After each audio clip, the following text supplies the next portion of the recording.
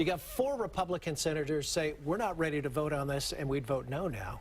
Why the rush? Why are they pushing this so hard? My sense is, from talking to people back east, is that Mitch McConnell is just determined to get a vote on this, maybe even before July 4, the congressional break, and flip it over to the House side, Frank, and whatever happens with it happens. Let it simmer, huh? Let it simmer, let it languish.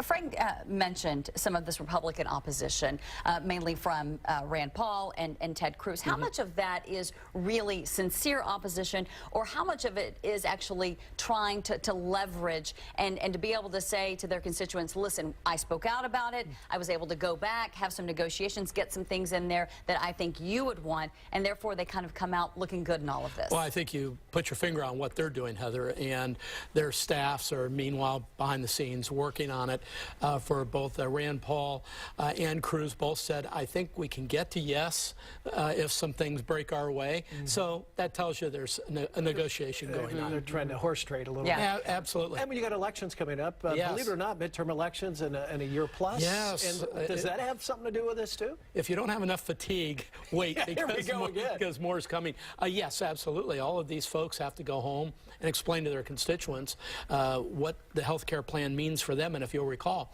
last time this was rolled out, huge protests in many, many districts around the United States. Right. Expect round 2 of that.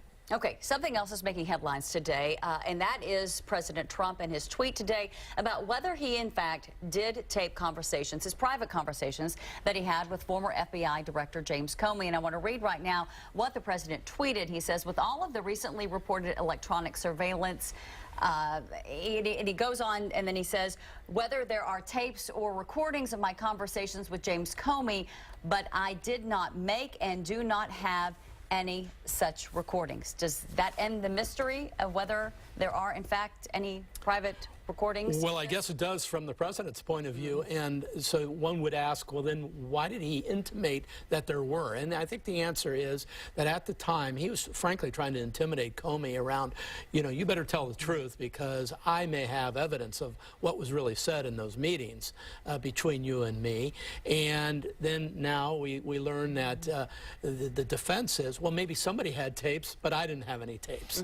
Or is it a way of setting a little fire over here to take attention away from what was going on at the time? Well, maybe all of that. Yeah. You know, it's a mystery sometimes how the president thinks, but he is, you know, the tweet master general here, and he gets it out there, and he fights through the public in a way we've never seen before. Yeah, but we are talking, what, 40-something days, I think, since his initial tweet about the possibility of these tapes. Why do you think he tweeted that today?